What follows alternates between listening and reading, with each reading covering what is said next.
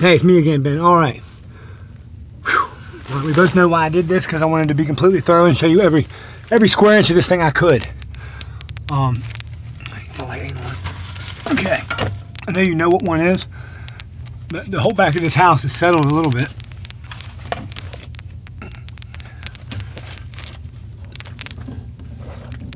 That is a pressure point.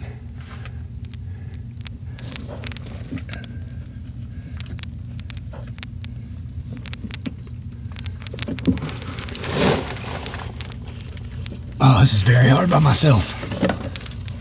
Best workers. It's sunk down at least close to over a quarter inch.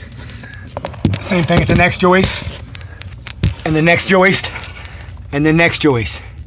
And it gets worse as we go down. Now, it's a 16-foot span back there to them piers. Okay?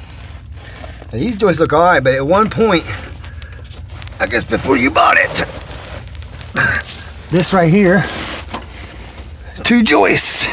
So they had to add one. This one's rotten.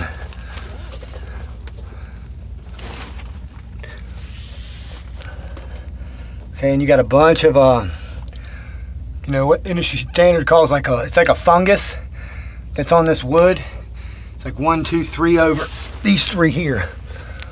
I don't know if they had a rupture in the HVAC system up there at one point or what, but I highly recommend putting a 4x6 underneath these joists, about, I don't know, 8 of them at a time. Basically about 12 feet. 4x6, put 2 20-ton jacks, and then shim these up.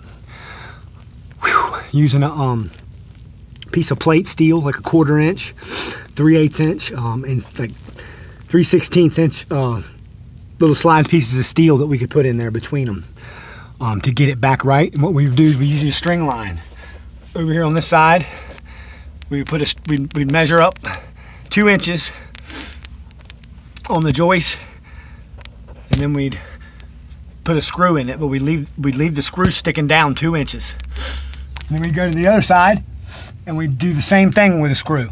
But we probably just do a little bit at a time, like I said, about 8 to 8 floor joists. So the 8th floor joist, we put a screw, measure it from the wood to the top of the screw at 2 inches, put a string line on it.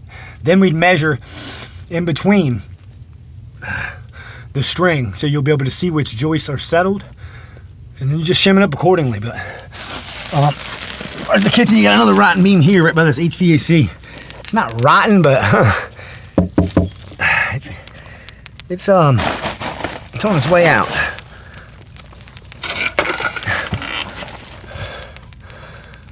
The seal plate over there looks pretty rough. Exterior. Some other stuff I want to point out. That if we're going to have this house good for years, just tears, minor tears in your ductwork. Shit that needs to be taped up again. We use duct tape and it's fell off. We need to use good tape, the kind of tape that the home inspectors call for. You gotta, see right here where the kitchen's been leaking.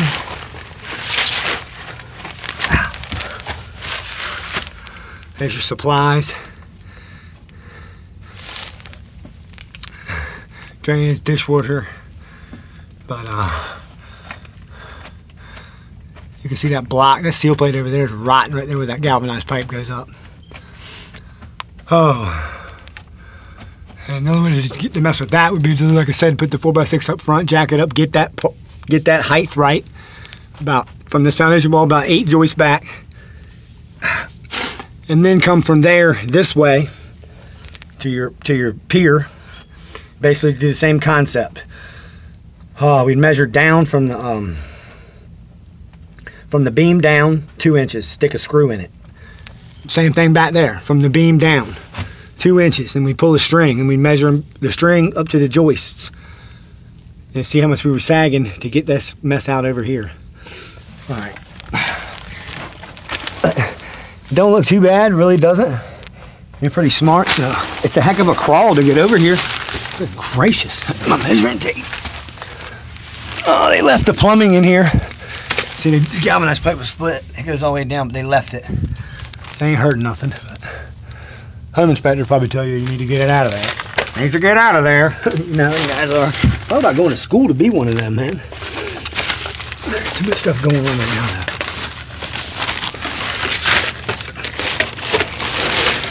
now. There's one more thing I'm going to show you when I get over there. It's going to be quite a